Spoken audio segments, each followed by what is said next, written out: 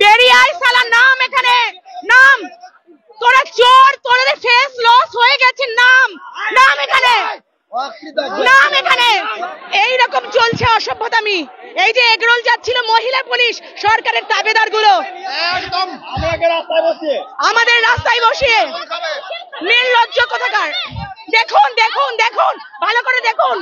আমাদের জীবনটা আজকে শেষের মুখে। আমরা আজকে ঠিক করেছি, আমরা হয় চাকরির যোগ্য লিস্ট নেব, না হলে এখানে সুইসাইড করব। আমাদের প্রত্যেকের সুইসাইডের জন্য দায়ী থাকবে মুখ্যমন্ত্রী। আমরা না খেয়েছি, চেয়ারম্যান খাবে? ওর কিচ্ছু যেতে দেবো না।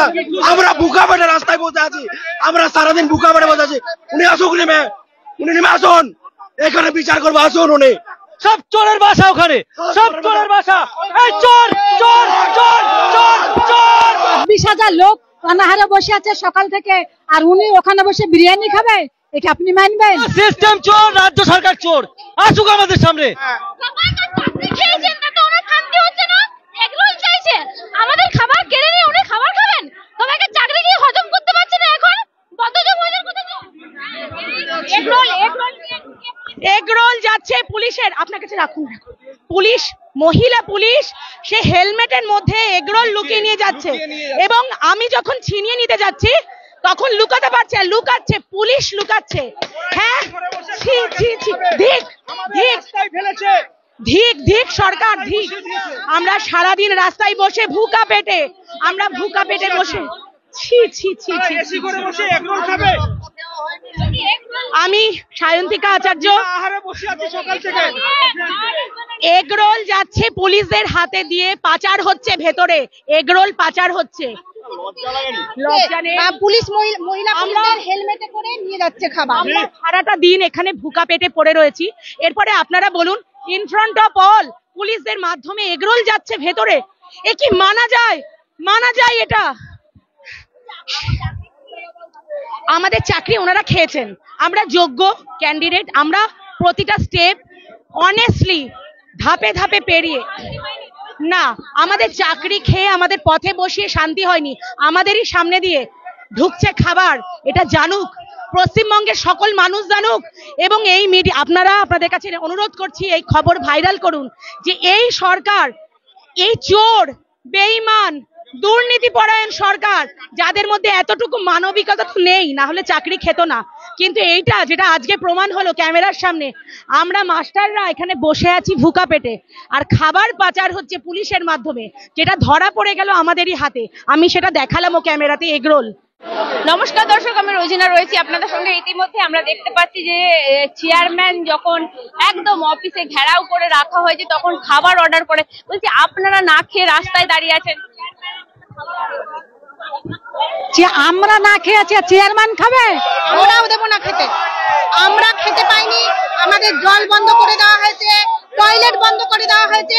আমরা চেয়ারম্যান, 26,000 লোক অনাহারে বসে আছে সকাল থেকে, আর উনি ওখানে বসে বিরিয়ানি খাবে? এটা আপনি মানবেন? জল পর্যন্ত পাইনি ওখানে। হ্যাঁ হ্যাঁ, জল পাইতে। হ্যাঁ, তাহলে ওদের হৃদয় কেমন? এ তো অন্যায়, অবিচার, অমানবিকতা।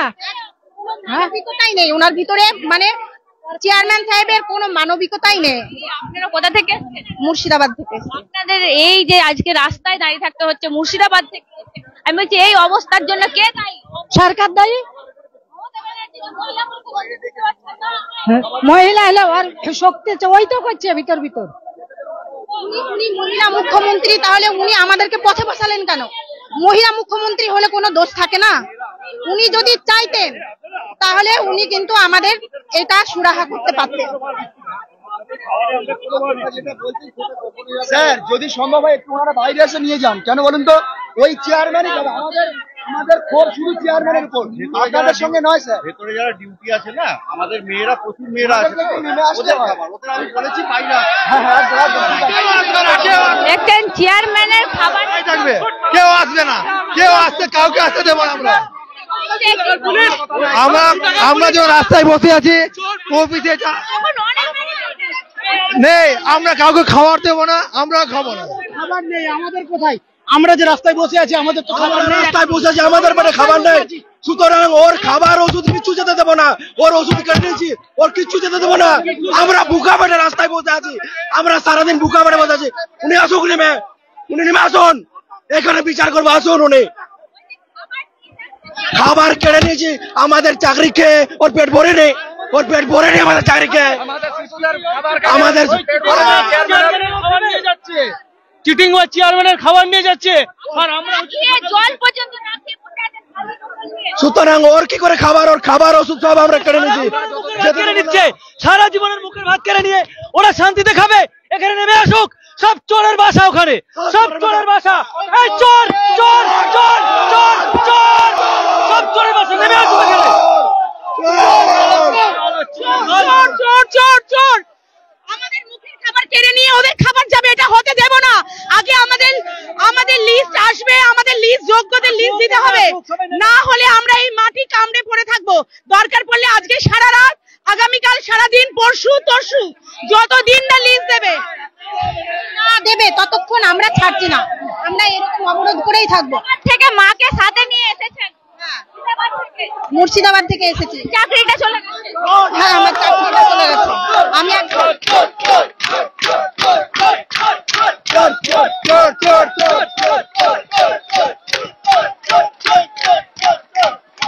এবার একটা কথা জিজ্ঞাসা করব, আপনারা এই মুহূর্তে কাকে চোর বলছেন? পুরো শিক্ষা দপ্তর চোর, রাজ্য সরকার সহ স্কুল চোর, পুরো সিস্টেম চোর, রাজ্য সরকার চোর। আসুক আমাদের সামনে, এসে দেখে তাদের চোরের দায় আমরা নেবো কেন? ওরা আমি বলছি আপনাদের লিস্ট দেওয়ার কথা ছিল 6টায়, এখন বাজে 9:30। তাই দিচ্ছে না। এই চোর চোর চোর চোর। পাচ্ছেন যে এসএসসি অফিসটা আপনাদেরকে দেখাবো, যখনই চেয়ারম্যান উকি মারছে, কার্যত আপনারা জানলাটা দেখতে পাচ্ছেন, আলো জ্বলছে, যখনই ওখানে করেছে আমরা দেখতে পাচ্ছি। বেরিয়ে আয় শালা, নাম এখানে, নাম। তোরা চোর, তোদের ফেস লস হয়ে গেছে, নাম নাম এখানে, নাম এখানে। আজকে আমাদের মুখ দিয়ে গালাগালি বার করতে বাধ্য করেছে। আমরা শিক্ষক, আমাদের মুখ দিয়ে গালাগালি বার করছে। আজকে এই জায়গায় দাঁড় করিয়েছে ওরা, ওই চোরগুলো দুর্নীতি করেছে, ওরা দাঁড় করিয়েছে রাস্তায় আমাদেরকে। ওরা এই দায় কেন নেব? পরীক্ষা পদ্ধতির দুর্নীতি, চুরি ওরা করেছে, আমরা কেন আজকে রাস্তায়? ফার্স্ট অ্যাটেন্ড আমাদের বলা হয়েছিল আজকে লিস্ট দেবে, ওরা এত বেঈমান, এত মিথ্যাবাদী। আজকে রাত 9:30 বাজতে চললো, কোনো লিস্ট পাইনি। উপরন্তু আমরা না খেয়ে পড়ে আছি, না টয়লেট গিয়ে, মোবাইলে চার্জ নেই, তার উপর লুকিয়ে ওদের খাবার যাচ্ছে ভেতরে। এই অন্যায় কি করে সহ্য করবে? আমার পশ্চিমবঙ্গের সকল মানুষের কাছে এটাই জিজ্ঞাসা, আপনারা কি করে এখনো ঘরে বসে আছেন? আমাদের দেখুন, আমরা শিক্ষক হয়ে আজকে আমরা এইভাবে রাস্তায়, কলকাতার রাস্তায়। আমার বাড়ি মুর্শিদাবাদে, আমার ওয়ার্কিং প্লেস মুর্শিদাবাদ। আমি আজকে এখানে পড়ে আছি আমার বাচ্চা ছেলেটাকে ফেলে। আপামর পশ্চিমবঙ্গবাসী, আপনারা দেখুন কেন আমরা আজকে এখানে, আমরা কেন এখানে। আপনারা গর্জে উঠুন, পশ্চিমবঙ্গবাসী আপনারা গর্জে উঠুন। আমরা রাস্তায় পড়ে আছি, শিক্ষা ব্যবস্থাকে বাঁচাতে চাইলে আপনারা বেরিয়ে আসুন রাস্তায়, পায়ে পা মিলান। বলেছিল কারো চাকরি, মুখ্যমন্ত্রী মিথ্যাবাদী মহিলা, মুখ্যমন্ত্রী মিথ্যা বলে মুখ্যমন্ত্রী জালিয়াতি মিথ্যাবাদী মহিলা। ওই এক মহিলা আমাদের শেষ করে দিয়েছে, আমাদের জীবনটা আজকে শেষের মুখে। আমরা আজকে ঠিক করেছি, আমরা হয় চাকরির যোগ্য লিস্ট নেব, না হলে এখানে সুইসাইড করব। আমাদের প্রত্যেকের সুইসাইডের জন্য দায়ী থাকবে মুখ্যমন্ত্রী। আমি শেষ করব নিজেকে, আগে আমি শেষ করব, তারপর আমার ভাই বোনরা শেষ হবে। এর জন্য দায়ী থাকবে মুখ্যমন্ত্রী, এর জন্য দায়ী থাকবে পশ্চিমবঙ্গ রাজ্য সরকার। যদি আপনারা মনে করেন আপনারা ঘরে এখনো বসে থাকবেন, তাহলে বলবো আপনারা স্বার্থপর। আজকে আপনাদের সন্তানরা যাদের কাছ থেকে শিক্ষা পাবে, তারা আজকে রাস্তায়। আমাদের গলা ভেঙে গেছে, আমি একজন সিঙ্গার, আমি আজকে আমার গলা চিড়ে যাচ্ছে, আমি গান করতে পারবো না হয়তো আর। এই জন্য দায়ী মুখ্যমন্ত্রী, সব দিক থেকে আমাদের শেষ করেছে। আমরা ছাড়বো না এই মাটি কামড়ে। পরিবারও কি রাস্তায়? আমাদের পরিবার, আমাদের মা রাস্তায়। রাস্তায় আছে। হ্যাঁ হ্যাঁ দেখতেই পাচ্ছেন সারা পশ্চিমবঙ্গবাসীকে এই মুহূর্তে দিদিরা বার্তা দিচ্ছেন, চাকরি হারা শিক্ষকরা এই মুহূর্তে নিরুপায় হয়ে বার্তা দিচ্ছেন যে সবাই এই মুহূর্তে গর্জে উঠুন। কার্যত দেখতে পাচ্ছেন কেউ ভালো বসলাম মাটি কামড়ে রাস্তায়, এইখানে থাকবো না খেয়ে না টয়লেটে গিয়ে, মোবাইল শেষ হয়ে গেছে, ডেড হয়ে গেছে, চার্জ দিতে পারছি না, এতটা নির্মম এই প্রশাসন। কিন্তু এখানেই আমরা বসে থাকবো ততক্ষণ পর্যন্ত যতক্ষণ না আমাদের লিস্ট দিচ্ছে। বেঈমান মিথ্যাবাদী সরকারকে স্বীকার করতে হবে তিনি মিথ্যাবাদী, তিনি চোর, তিনি দুর্নীতিবাজ। মিরর ইমেজ কার কাছে লুকানো আছে সেটা আমরা জানতে চাই। আরটিআই করে কি করেছে? আমাদের ওএমআর সব আছে, প্রকাশ করতে হবে। আজকে ওএমআর প্রকাশ করলে কিন্তু আমরা বেঁচে যাই, সুপ্রিম কোর্টে সেটা সাবমিট করলে কিন্তু আমরা সবাই বেঁচে যাই।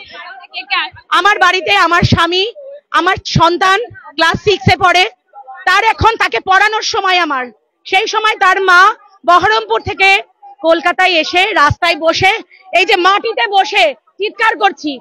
আমার বৃদ্ধ বাবা মা আমার বাপের বাড়ি থেকে আমার বাড়িতে গেছে আমার বাচ্চাটাকে দেখবে বলে, কেন না তার মেয়ে যোগ্য শিক্ষিকা হয়েও আজকে রাস্তায় আগলে বসে আছি আমরা যোগ্যদের লিস্ট নেব বলে, কিন্তু আমরা এখনো পাইনি এবং আমরা এখানেই থাকবো যতক্ষণ পর্যন্ত না আমরা লিস্ট পাবো।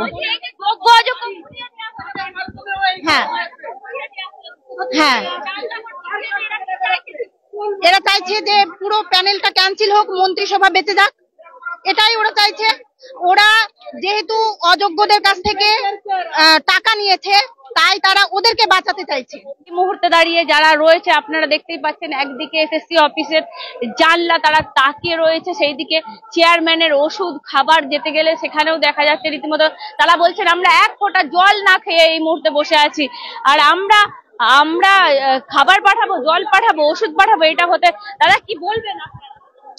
আর কি বলবো, এই তো অবস্থা দেখছেন রাজ্যের, ওষুধ যাচ্ছে, সবকিছু চলে যাচ্ছে, আর আমরা খাবার নেই, ওষুধ তো ভুলেই গেছি। আমাদেরও রাত্রে ওষুধ খাওয়ার ব্যাপার, কিন্তু সেই সব শেষ, আমাদেরকে তো পুরো শেষ করে দিল। আজকে আমরা বাড়ি থেকে আশা নিয়ে বেরিয়েছিলাম যে আজকে কমিশন লিস্ট দেবে, শিক্ষামন্ত্রী নিজে আমাদের সঙ্গে বৈঠক করে কথা দিয়েছিলেন যে 21 তারিখ আমরা লিস্ট পাবলিশ করব। এসে এখানে শুনছি যে এইরকম ব্যাপার, এবং এইসব আমরা প্রথম শুনছি যে থার্ড কাউন্সিলিং পর্যন্ত বৈধ, তারপরে অবৈধ। এটা উনি কোথায় পেয়েছেন, কোন কোর্টের অর্ডারে ছিল, এটা আমরা প্রথম শুনছি।